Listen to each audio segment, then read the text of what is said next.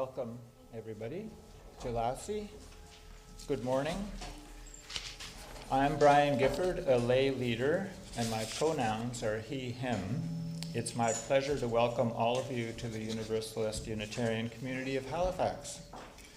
Our minister, Reverend Ben Robbins, like most UU ministers, has one Sunday off of service duty monthly. Today is his Sunday off.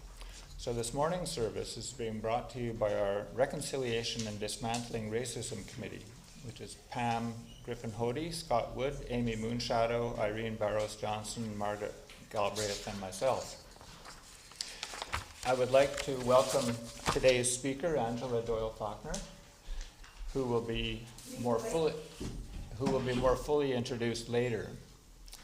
And we are very happy to have you with us today. We are people of many faiths who are brave, curious, and compassionate thinkers and doers. We are diverse in faith. I don't care. Okay, well,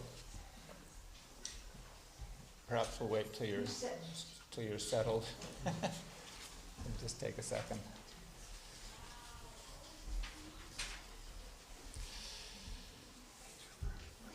We are diverse in faith, ethnicity, history, and spirituality, but we're aligned in our desire to make a difference for the good.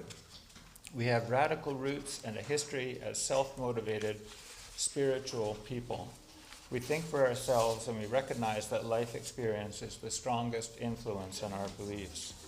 If you are new here, we welcome you. And if we haven't seen you for a while, welcome back. If you are new or feeling new, please introduce yourself to us now or later. Someone will bring you the microphone if you'd like to do it now. Is there anyone who would like to introduce themselves at this point? Okay. Was that a yes?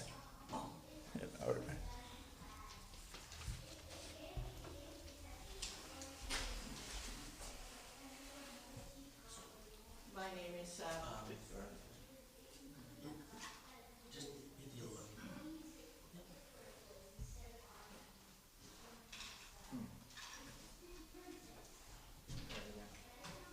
name is Patricia Whitfield, and I'm from Barry's Bay, Ontario, and I'm visiting.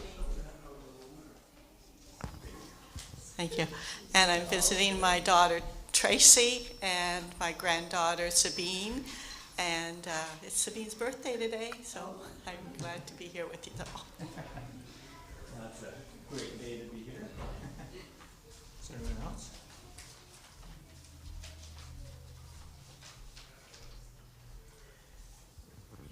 My name is Harvey Harrison.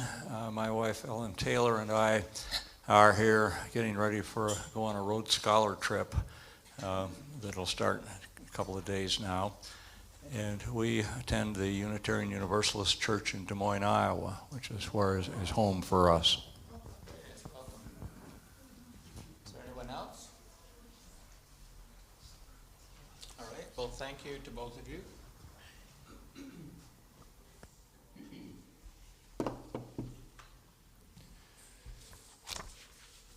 After the service, we hope to be able to meet you over coffee. If you'd like to be on our email list, distribution list, please leave your name and email address in the book in the ballroom.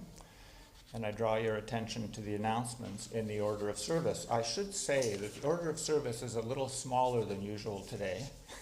And it's entirely my responsibility because we had some problems with the printing and we figured it out just in time. So you actually have an order of service, but it's a little smaller than normal. We seek to welcome you, your whole self, with all your truths and your doubts, your worries and your hopes. Before we go any further, we must acknowledge the truth of this land, and Scott Wood has our land acknowledgement today.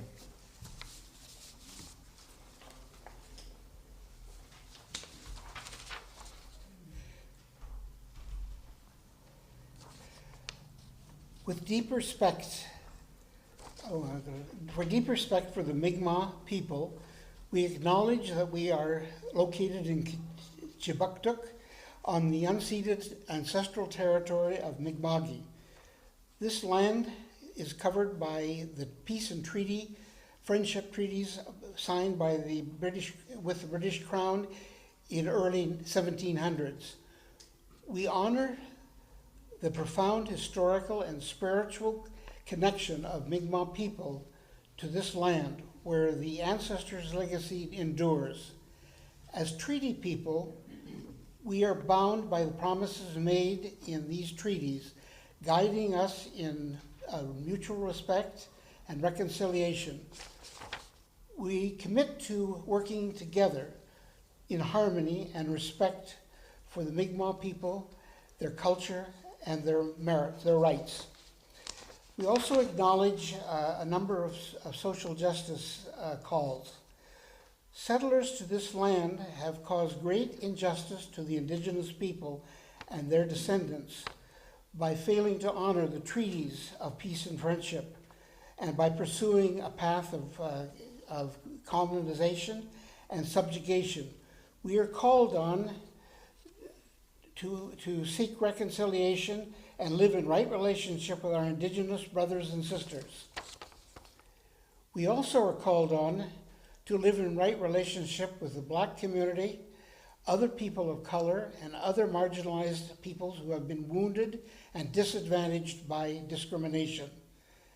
Finally, we are also called on to address the human causes of climate change that threaten life on this planet.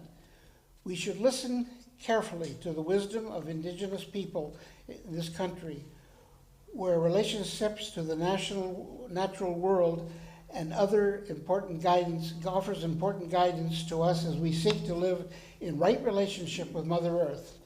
May we find a path forward that leads us to live in harmony and respect for one another and for Mother Earth. Walalako. Thank you.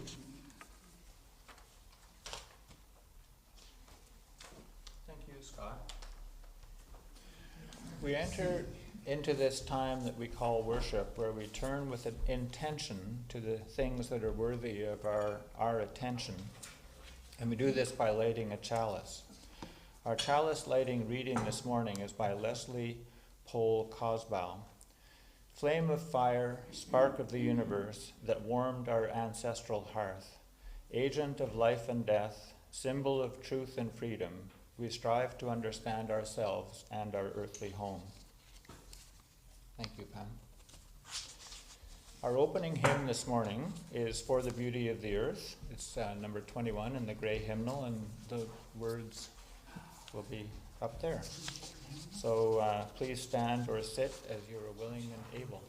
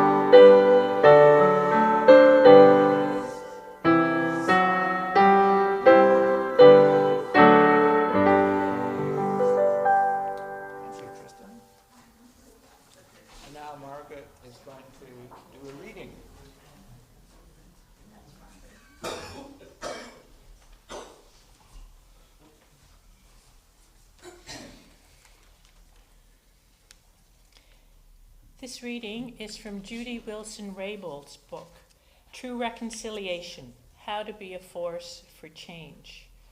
Jody is an important Indigenous leader and former regional chief of the BC Assembly of First Nations.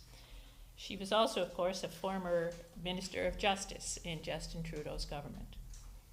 She says in a few paragraphs from the book's introduction, and I quote, "Reconciliation is sometimes used to refer to building proper relationships, including repairing and healing the wrongs that have happened.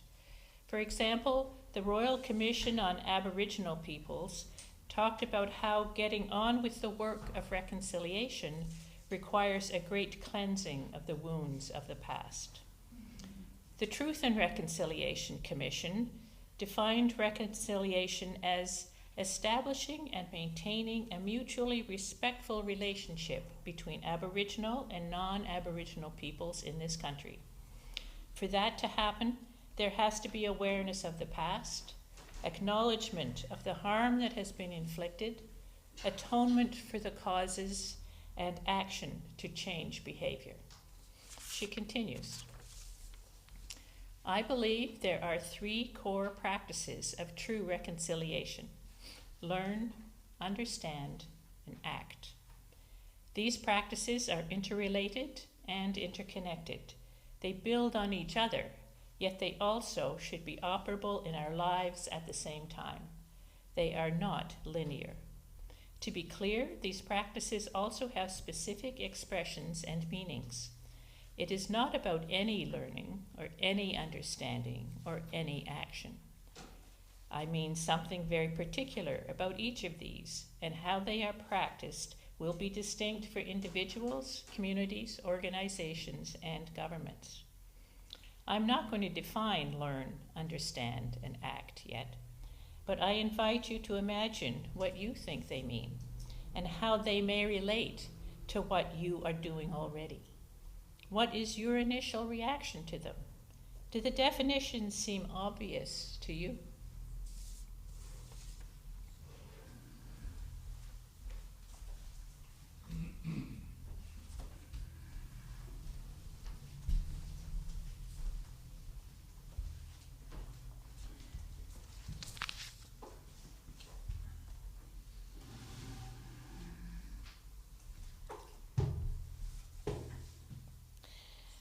Now we will take the time to recognize our collective and individual joys, sorrows, and complex truths.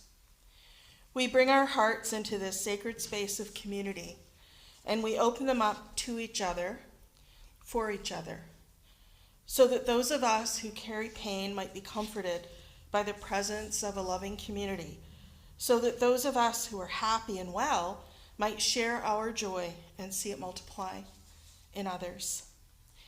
And those of us who carry complex truths might find a welcoming space to process and make meaning of all that life brings. So if you have a story, a joy, sorrow, or complex truth on your heart that needs to be spoken in community, we invite you to share. And we invite you to drop a stone to mark your story and remind you that you are not alone. You could also drop a stone in the well of community and not say anything. I will ask, though, that you use the mic, and I can bring it to someone who can't come up, because the people on Zoom will not be able to hear you if you do not use the mic. And there is a little symbol, little sign here reminding me how to use the mic. Yellow light off. I'm going to drop a stone before anyone else does, and this may be in a lot of our hearts right now. The ongoing horrors every day in the Middle East that have now taken over into what looks like an outright war involving other countries, the horrible bombing of Iran, and the, of course, retaliation of the bombing of Israel, the ongoing strife in Gaza, and of course the horrors in the Ukraine ongoing. And I want to drop a stone for everybody that finds themselves in these terrible situations. And then I also want to drop a stone, a really small stone, because it's just a personal joy. I have my first appointment with the surgeon to do with my knee surgery on August the 7th, and it feels like a really good first step. Hopefully many steps in my future. Scott.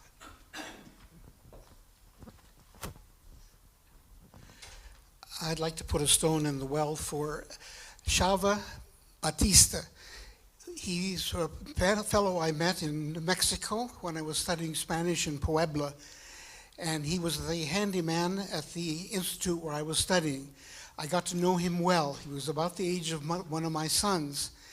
His life story was tragic, difficult: drugs, alcoholism, prison, deportation from the United States, and yet when he got to Mexico, he became a leading figure in the Alcoholics Anonymous and had established himself as a community leader and overcome that tremendously bad background.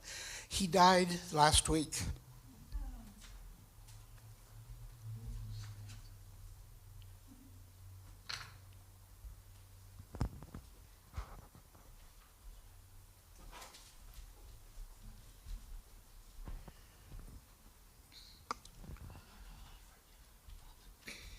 As most of you know, I always get up here to talk about refugees.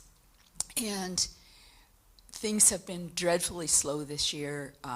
IRCC has cut the arrival levels, they've cut the numbers of spaces we can have for new applications and so on.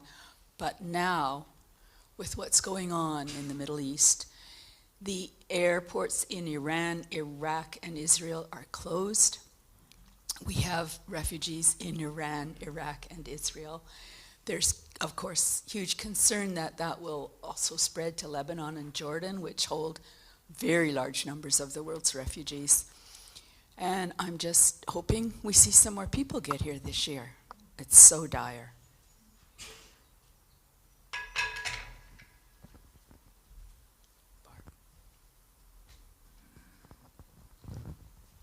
Yes. People die and others are born. I have an other great grandson who was born in the night between Wednesday and Thursday this last week. And I'm very happy that he's here. I'm going to put a stone for Barbara and her new grandson.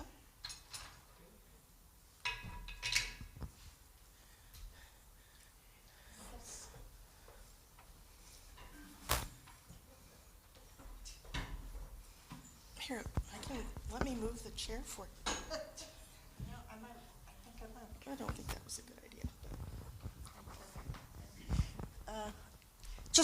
Just a brief one. I did deliver the card and so on to Glenda, and she was very happy to get the card and read everybody's greetings, and she said, "I can't come to the barbecue," which was last week, "but I will be back."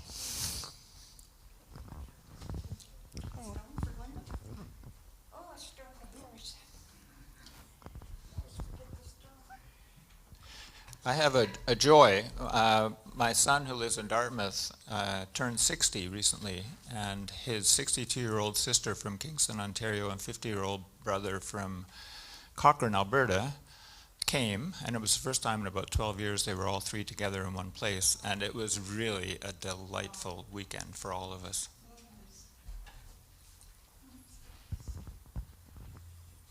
Riley, is there anyone on Zoom? Pardon me? We have people on Zoom, yes, but none that want to participate. Well, no. I know there's people on Zoom.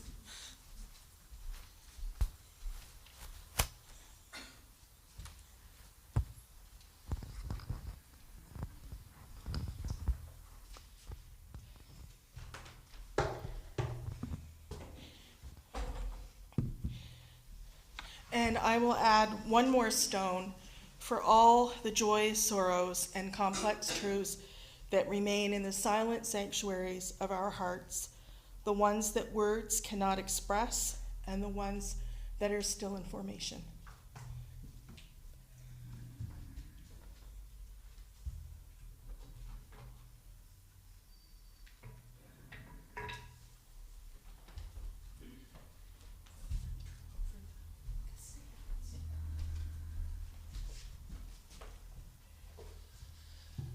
Thank you, Pam, and everyone who spoke. And now Tristan will play La Fille aux Cheveux de Lin by Debussy as our meditation music.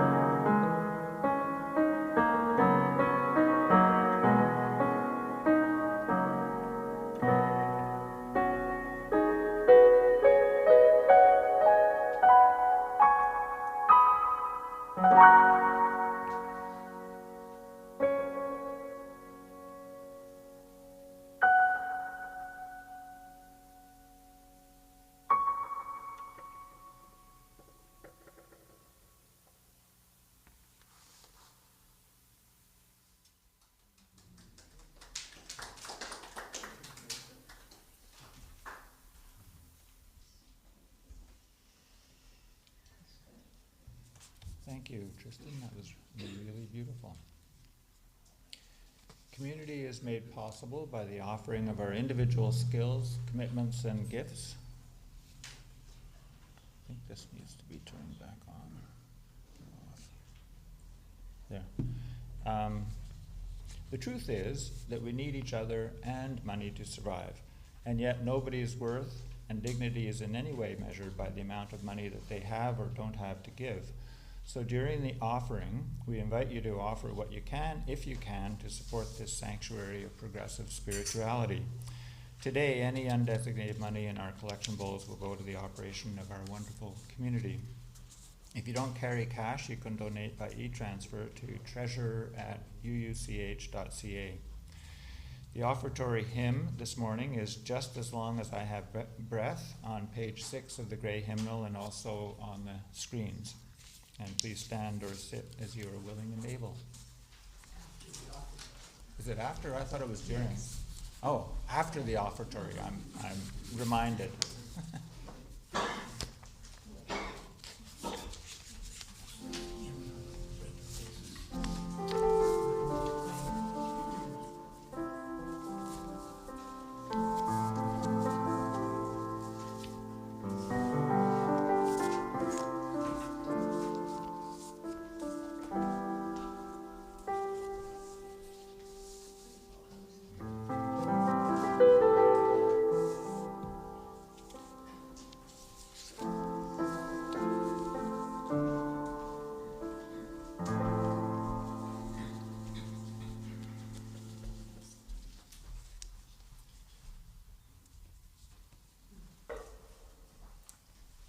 So now we can sing Just as Long as I Have Breath. And you can sit or stand as you're willing and able.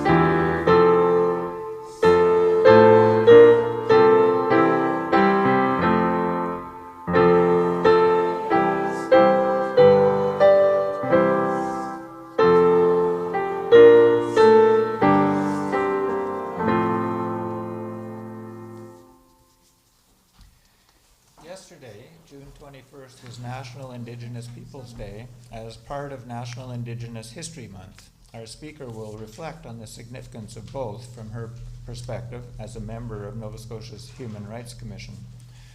National Indigenous Peoples Day is a day that recognizes and celebrates the cultures and contributions of the First Nations, Inuit, and Métis Indigenous peoples of Canada.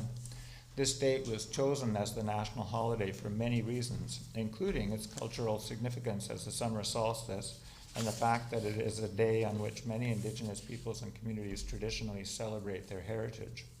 It was established after years of advocacy by Indigenous leaders and after being recommended in the final report of the Royal Commission on Aboriginal People, issued in 1996. Scott will introduce Angela Doyle Faulkner, who is today's speaker.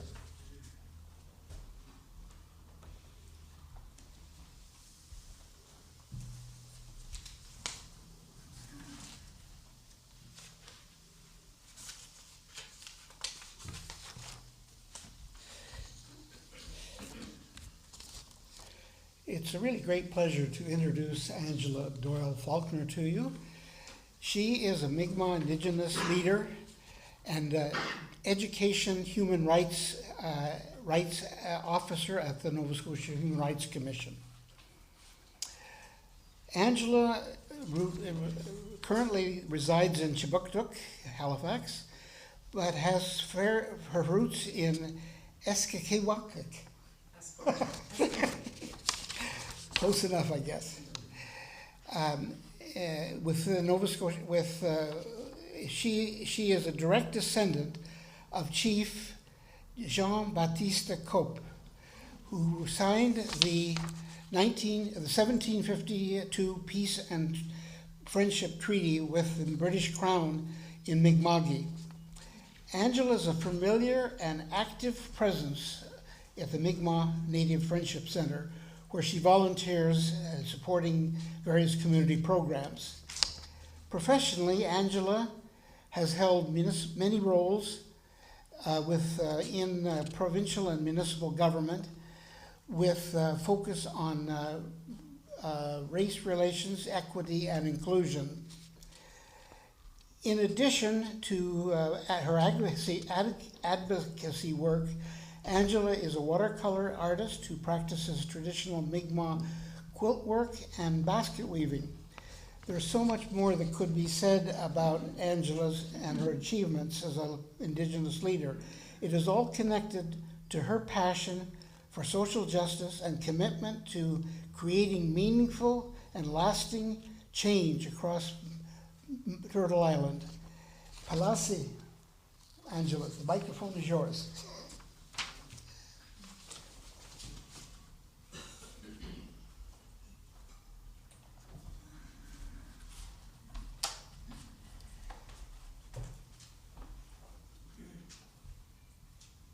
No, you don't need that.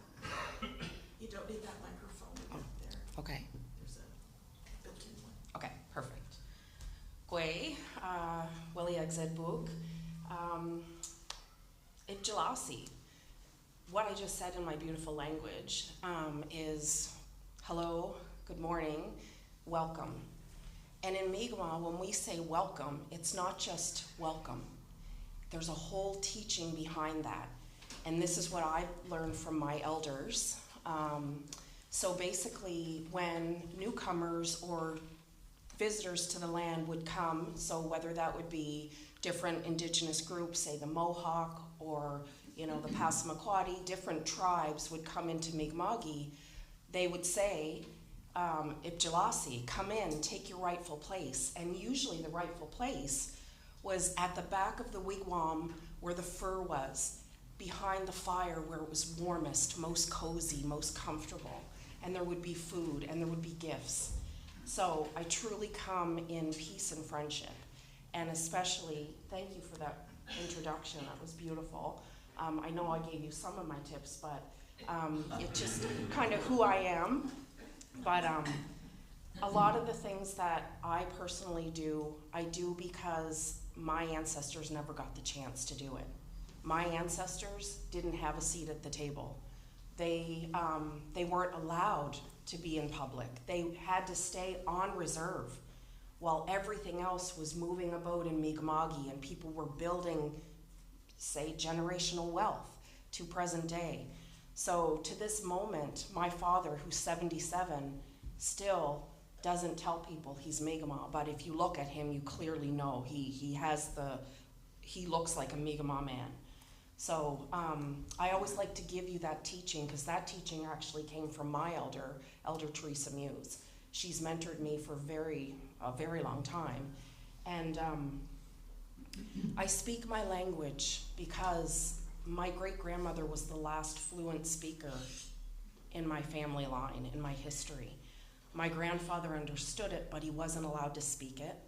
My father understood some, but he has lost that because he went far away from our path, our red road, if you will. And what that means is when you walk our red road, it means no drugs, no alcohol. You walk with love and kindness and peace and friendship. So I take that very seriously, knowing that I'm the 7th generation from the chief that I'm a descendant from, who did sign that peace and friendship treaty here in Jabuktuk. That means a lot to me, because I know that all my Gijus, my grandmothers, from him to my grandfather, my father, then me, there's 7 generations of trauma that has gone on. And I'm here to make it better.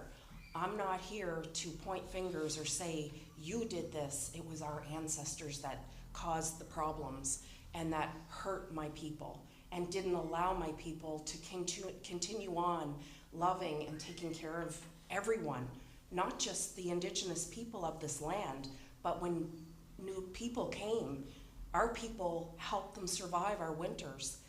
We helped them know what foods to eat. You know, there were so many things that we already knew as Mi'kmaq people living on this land, and there's proof. Roger Lewis is another elder that he does a lot of work in community. He's an archaeologist. He's now somewhat retired, but still working a lot, teaching truth and reconciliation and our ways of Etowoptimunk, the two-eyed seeing, walking in two worlds. And I think as people, when we can understand that Indigenous people want to protect Mother Earth, want to protect everything that makes us healthy and happy, and to know that we can go out in this beautiful land and enjoy it, we want to protect that for the next 7 generations. That's what I'm doing. I have 2 beautiful sons, and my oldest son is 30. His name is Nick. He left this province, moved to Ontario with his Ojibwe partner, and he decided he wanted to pursue his career as a police officer, in which he did. And he graduated from OPP 3 years ago, and he policed up on Manitoulin Island, where that's her community. And some of the trauma and some of what he had to see and go through as a human being, he is an officer, but as a human being, it was traumatic. And so last July, he called me and he said, "Mom, I'm coming home."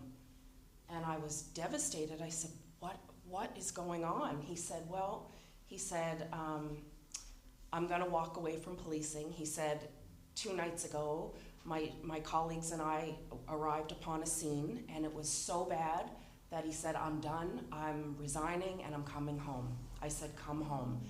Your home is always here. Your dad and I, your brother, your family, we're all waiting for you." So he packed up his life and he moved back to Nova Scotia. And the reason why I'm telling you this is because he went to pursue his dream of being a police officer, but the reality of it was too much for him. Some people, some human beings cannot do that type of work because their heart can't take it. So no matter what, our children are our future. They're everything. And I will always advocate for the youth, always. I don't care if you are from another culture, if you are youth, and if people in general, but especially youth, they need to be nurtured, they need to be loved, they need to be told that they matter and that we see them and we want to help them be better versions of maybe what we have been in life. That last hymn was absolutely beautiful, and the 2 pieces that I took away from that were truth and love, and those are 2 of our 7 sacred teachings. And today, that's what things align so beautifully when you put it out into the universe, and when you know your heart is good and you want to share kindness and love and truth. I often think of the turtle, the UUCH, and the whole teaching with the turtle is about truth. We don't really have a lot of time today to go into that, but it's always nice to just share knowledge. And I do have somewhat of a script that I wrote and I will follow, but I always like to open up with a smudge. Is everyone okay with that? I'm not gonna light a smudge that Millbrook is gonna see us, okay? Not doing the fire signals and the smoke signals here, but I would like to just light the smudge to invite our ancestors in with us. Because I think that my dad always says, your ancestors are all around you. He loves our culture, but he's never been safe to be Mi'kmaq or Indigenous. But he always says your ancestors are always around you. They're always protecting you. And I have to tell you a quick story before I do that smudge. And there's a reason, and this will all kind of come full circle when I'm finished. So I had a dream about 4 years ago, and I've been on my Mi'kmaq Red Road for a very long time, but I invited my ancestors. Before I went to sleep this one night, I invited my ancestors to visit me, and I don't know how better to say this, but I feel like I went to the spirit world. And so in my dream, I was out in Musquodoboit, which is Escowagik. It's out in Sheet Harbor where my people have come and have been for thousands of years. And again, going back to archaeology, we know that Mi'kmaq people have been here in Mi'kma'ki for up to 15,000 years. Science can't lie. I love science. So my father always said, invite the ancestors, they'll always protect you. And he was so wise and he was so right. Because in this dream, I was out in Escawagig. It was a beautiful sunny day, just much like today. And I was barefoot. And I was with 4 little brown women in this vision. I would call it more so than anything, because I smelled, all of my senses were alive in this dream. We walked down a bank, up over the bank, and walked up, it was quite steep, and we walked into the woods. And there were beautiful old trees. And it was a little bit breezy, and you could see the leaves were weaving back and forth, and it was warm, but it was a cool breeze, and I could see the rays of the sunshine coming down through the trees. And I knelt down, and when I knelt down on moss, and it was just so rich, and I could smell it. I pulled back the moss, and I dug in Mother Earth, and my gajus, the grandmothers, were all around me, 4 of them. And they were speaking to me in Mi'kmaq, but I was understanding what they were saying. They told me, I've always been with you, we'll never leave you, you'll always be okay. And so I walk through life knowing that I'm protected by my ancestors. I truly believe that. So I am an artist, so I painted that. We did murals, and they're actually hung on the side of Scotia Square Mall. They're all along where the bus terminal is. They had to actually move them because they put up new bus terminals, and they covered our art. So the city went ahead and they said, don't worry about it, we're gonna raise them so everybody can see this beautiful art. So I just wanted to share that with you today, because I really believe that we're not on, in my opinion, in my teachings and in my journey, I don't think that this is it. I think that there's more to life in some way, whether when we pass away and we go on to the spirit world. I truly believe that that does exist. And simply, I didn't believe it before that dream, but now I do. So without saying any more, I am going to light my smudge. And as I do this, I will explain the smudge and why we do this. So we have our abalone shells. They're very, very strong. And so what I do is we have 4 sacred medicines. The first medicine that we believe Creator gave our elders was ceremonial tobacco. That is our medicines that we gift to our elders for their knowledge and their kindness and their wisdom. And so what we do is we often offer them a prayer tie. So a prayer tie is red cloth. And does anybody know what the red cloth, what red actually signifies in the indigenous culture, but in my experience in Mi'kmaq culture? It signifies the red dress, the colors we believe our ancestors see. So that's the significance of why you see the red dress when we have them hanging in windows. And today, actually, right after this, after lunch, and you're all welcome, anybody is welcome to come with us. We're doing a walk for our missing and murdered Indigenous women and girls, men and boys, two-spirited people, today from the Peace and Friendship Park. And we're gonna walk and we're gonna drum and we're gonna sing for all people who are missing. And we're going to hold up little Lily and Jack as well today. And I know that everybody is thinking about them and praying for them and, you know, lighting our smudge for them and hoping that we have the best outcome. But you're all welcome to come. It will be a beautiful walk. And then we'll arrive back there probably about an hour later. So what we do is we take our red cloth, we put ceremonial tobacco in our red cloth.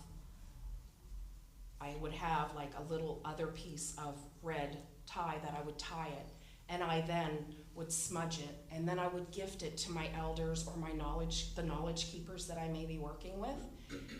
And I often do this and make sure people know what this means, because when you invite elders in, there's certain things that we do to honor them and their knowledge, because we have been an oral traditional people where everything was taught by storytelling, teaching the kids, having the children always with the elders and the knowledge keepers so that we can continue on that beautiful practice of knowledge. So going back to the prayer tie, always present it to the elder or the knowledge keeper or the indigenous person for whatever they may be doing from your left hand because it's closest to your heart. So it's just I wanted to share that with you.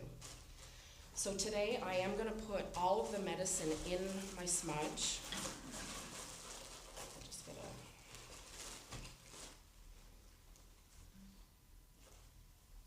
So I mix them up in my pouches, my medicine pouches.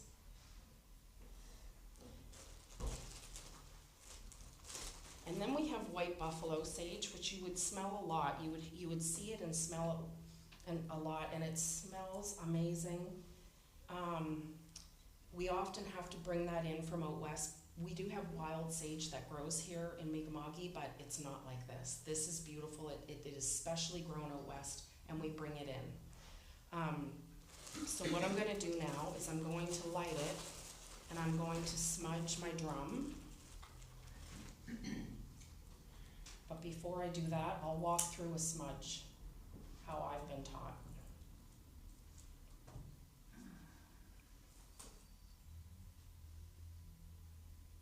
So, I wash my hands so I do good things in the world.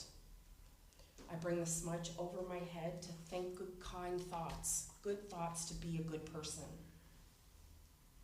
Over my eyes so I see only the good in everyone. Over my ears so I hear good in the world, and I don't want to hear the negative. I want to hear the good, and the messages today were beautiful. It's just what my spirit needed. And those are what we talk about when we talk about, the spirituality of smudging. Then I put the smudge over my mouth to speak good words, to speak truth and kindness and love. And then I've been taught, now this is a way, not the way. And that's the way it is with our teachings. Every tribe, every community is different. You can't say all Mi'kmaq communities are the same, because Sebeganegati, Indian Brook, is totally different than Gold River, even though we're all trying to bring back our ceremonies and our culture, our teachings, our ways, our language, most importantly. So I bring the smudge over my heart 4 times so that I have kindness and love in my heart. And I was taught by my elders, this is another way, not the way, is you never smudge if you're angry or if you have hate toward anybody. You should never ever do that. That is not okay in smudging ceremony. So then I would put the smudge over each side of my body for health. And if an elder was here, an elder would smudge my back, and they would smudge my feet to walk a good path. So if that's okay, I'm just gonna let that sit there. And I am going to smudge my drum. I know I'm not drumming right away.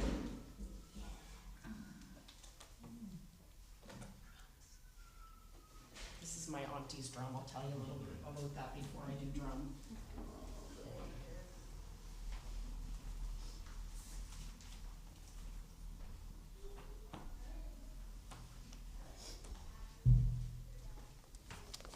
Thank you for your patience.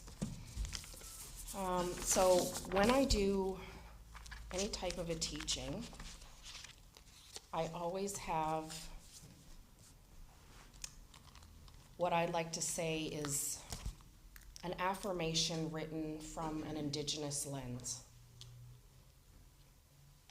So you're able to stand or sit, it's up to you. But if I could ask you just to close your eyes and just be in this present moment. You can stand or sit, it's up to you. But if I could ask you to close your eyes as I say these beautiful words to set the tone today in love and truth and kindness. Creator, we stand before you with open hearts, seeking guidance, healing, and strength. We call upon our ancestors and the knowledge keepers to walk with us, reminding us of the power of love, kindness, and unity. As the rivers flow and the trees stand tall, We ask for resilience for those living with illnesses and those who have passed on to the spirit world. We ask for compassion. Let your healing shine upon them, bringing them comfort and hope. Teach us, Creator, to walk a good path, to embrace those in need with care and understanding. Let's stand together like the great forests, strong and unwavering in our support. May we honor the sacred circle of life, lifting one another up, walking forward with dignity, courage, and love. Imsit Nogama, all my relations. You may be seated. Thank you.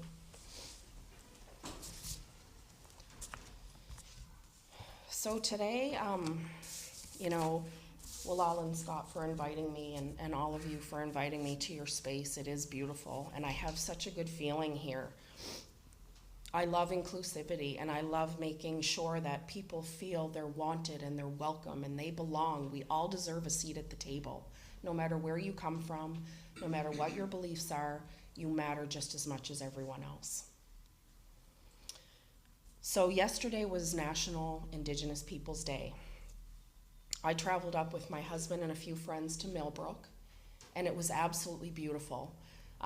It's called a mini Maui-Omi. It wasn't a powwow. It was a small gathering, but there were a lot of people there, and there were a lot of elders, and there were a lot of happy people. Why? Because our children are allowed to wear their regalia and dance and celebrate who they are. Finally, my generation, since colonization happened, my generation is now allowed to be proud to be Mi'kmaq, to be Ojibwe, to be Mohawk, to be Sioux, to be Blackfoot, whatever tribe our Indigenous brothers and sisters and two-spirited people come from, we all matter. Everyone in this room, you are all special. You bring gifts to this world. Creator gave you gifts, and I believe that, until we really come together and pull the strings together, that's when things will start to happen, and I see it happening. It's people that want to hear the conversation and want to hear the truth of when our people were made to stay on reserve and weren't allowed to leave, weren't allowed to go buy land, weren't allowed to go to the war and fight for the country. My grandfather was that person, and when he came back, he had to leave the community. He was no longer seen as an Indigenous man if he fought in the war. That's called enfranchisement.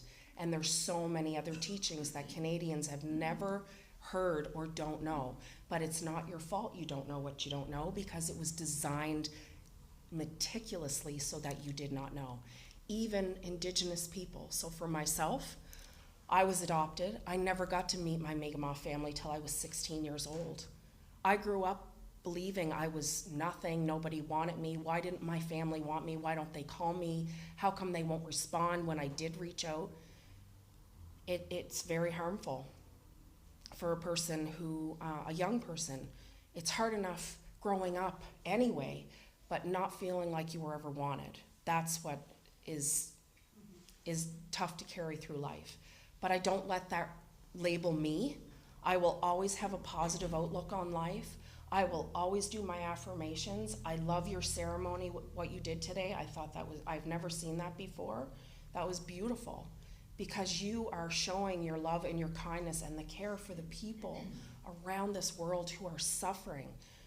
Friends who are living here in Mi'kma'ki and Jabuktuk who have family in these war-torn countries.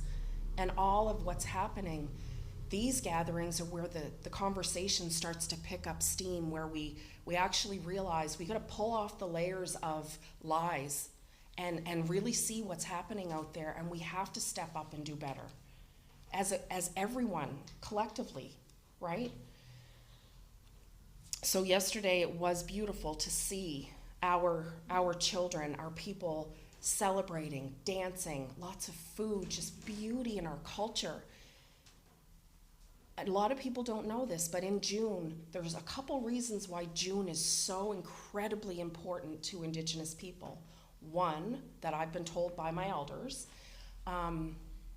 is that June was the month that some children were allowed to go home for the summer. Many of those children had to stay in those horrible places that they called schools. They were not schools.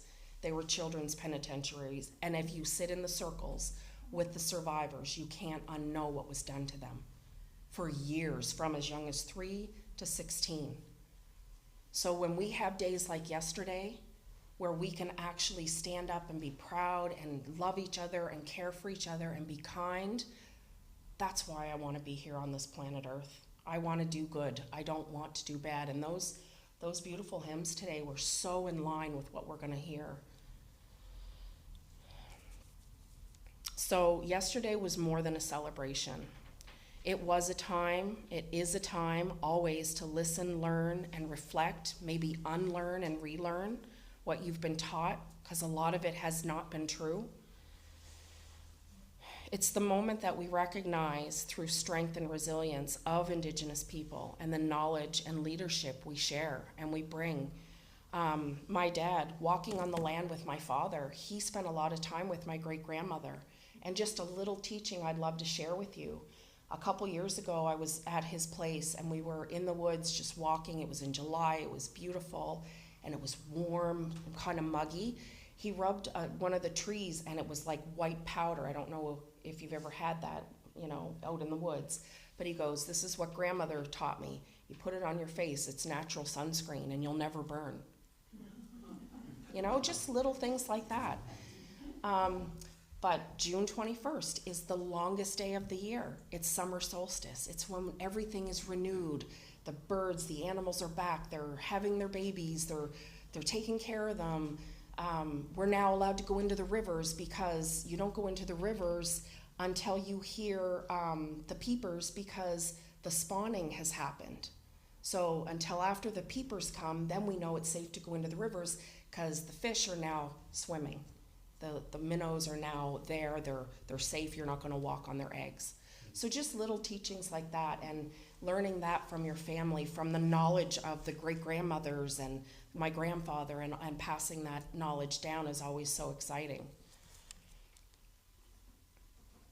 There are many ways to honor National Indigenous Peoples Day. So different things. There's many, many powwows coming up. There's a powwow schedule. I can share that with Scott if you wish, through email, and it'll show you where all the powwows are happening. And I always hear non-Indigenous people say, "Can anybody come to powwows?" I'm like, oh my gosh, yes, everybody's welcome. A powwow is a celebration. It's a celebration of the language, the food, the ceremonies, the dancing, our elders, our knowledge holders, everyone. It's a celebration. And there's actually a celebration dance called the Gojwa. Has anybody ever seen or heard of the Gojwa? So the Gojwa is a very ancient dance. And so this is called a Jigamahan. And actually, my good friend Shalin Jodri, her partner, Frank Muse, who used to be the chief of Bear River, this is our ash, our beautiful ash tree that he made the Jigamahan. These are very old. So here's a story for you.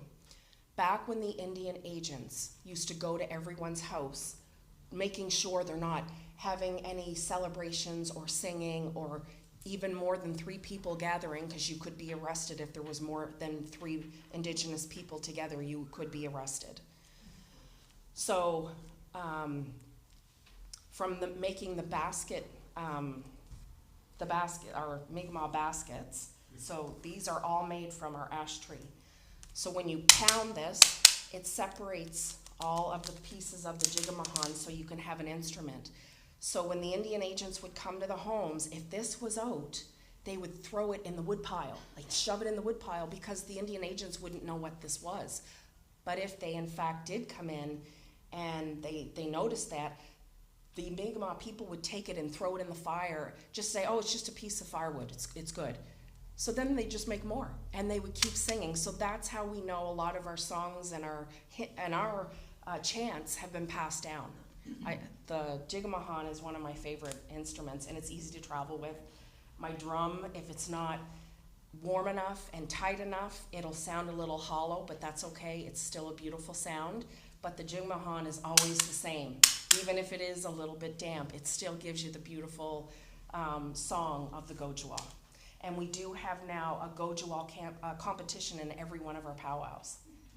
So we have elders, we have little tiny girls, little tiny boys out there doing the gochwa, and it's hilarious. And that's one thing you'll find with Indigenous people, is we have humor, and humor is what gets us through a lot of the hard times and what we remember. But the good thing too, and I've heard many elders say, we're not going back that way. We're going on the red road. We're going this way, and it's going to be good, and we're gonna be okay. So the Jigamahan is kind of something that a lot of people don't know about, but it is a lot of fun. Let me see. So one last piece before I drum. Imsit Nogama. You'll hear Indigenous people here in Mi'kma'ki say Nimsit Nogama, and it literally means all my relations, which I've been taught by my elders is we are all connected. We are all maybe not related by what we feel in human relation means, but we are related. We are all connected. And when I think about all my relations, it doesn't just mean human beings. It means our Mother Earth, the animals, the water. We are human beings, and when the last drop of water is gone, you can't eat the money. I'm sure you've heard that phrase that is written many places. So this is why Indigenous people protect life, human life, animal life, everything to do with us. There's something called Netagolimk in Mi'kmaq teachings, and what that means is you only take what you need. So basically when our people would go out to fish and hunt, they would only bring back what was needed for the community. There would be nothing left over. So Imsit Nogama is how we end our prayers. It's how we end our ceremonies. And that is very sacred to me. Imsit Nogama, it means we are all connected. We all have one blood, and it's the color red. And then lastly, you can't have reconciliation without truth or action. Everything else is dead in the water. And it doesn't mean that Indigenous people want everyone to, give. People don't understand the truth, and I want to address this. This is very important. People think that your tax money actually takes care of First Nations. It actually, in fact, does not. I have the proof. There's actually a British fund that was signed way back in the 1700s. And it's all to do with our resources, our land, and that was set up, and there's over $1 trillion in that. This is real. It doesn't come from your taxpayers' dollars, I promise you. I've looked into it. I'm all about truth. I've checked with elders, I've checked with community members, I've even gone to our senior legal counsel, and they have confirmed that it does not come from your taxpayers' dollars. And people always say, well, why don't they just get over it?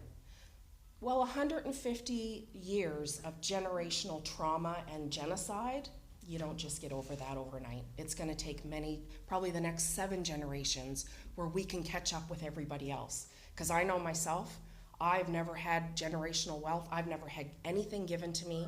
My father, my grandfather, nothing. We've worked for everything we have, and we don't look for handouts.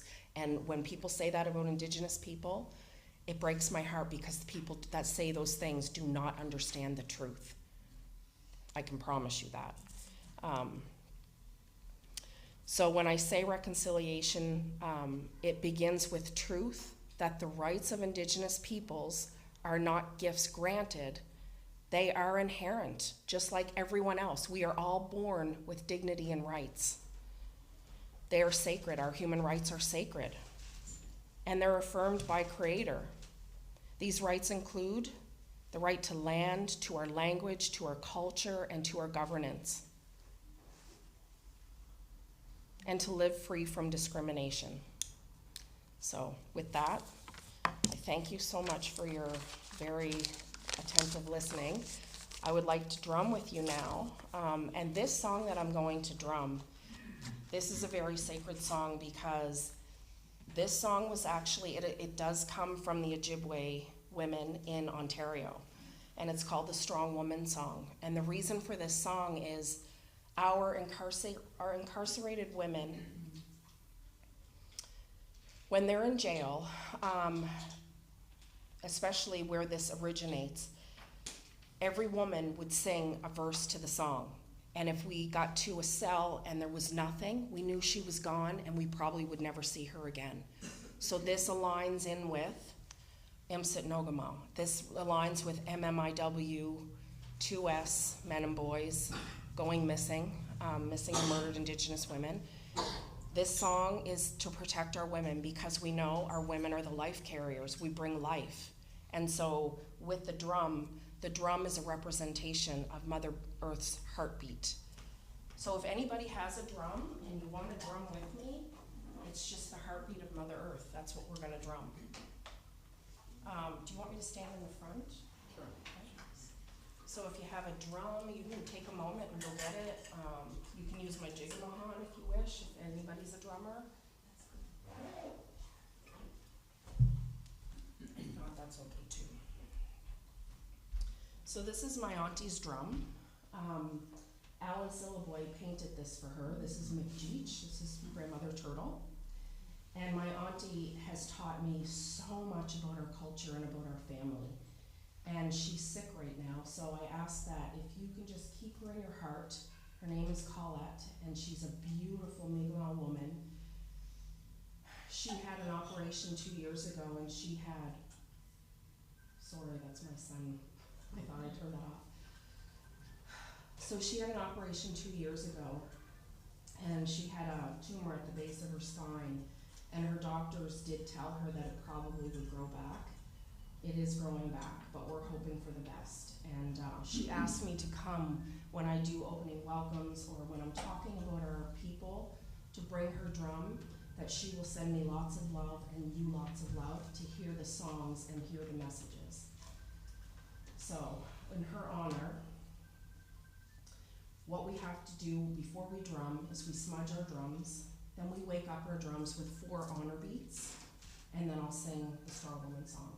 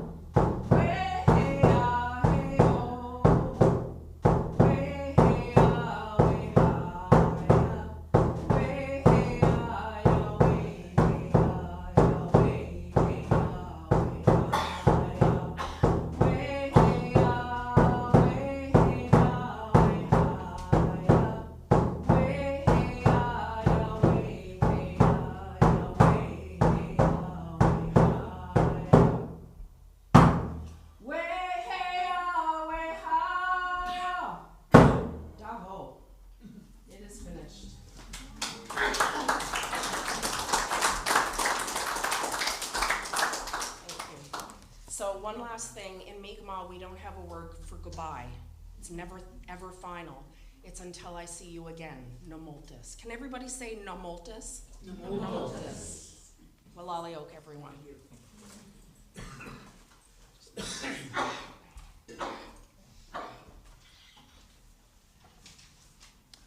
Thank you, Angela. That was really wonderful. Our words for extinguishing our chalice today are adapted from Gaelic runes. Deep peace of the running wave to you, deep peace of the flowing air to you, deep peace of the quiet earth to you, deep peace of the shining stars to you, and deep peace of the infinite peace to you. Thank you. You can join us for coffee afterwards if you wish.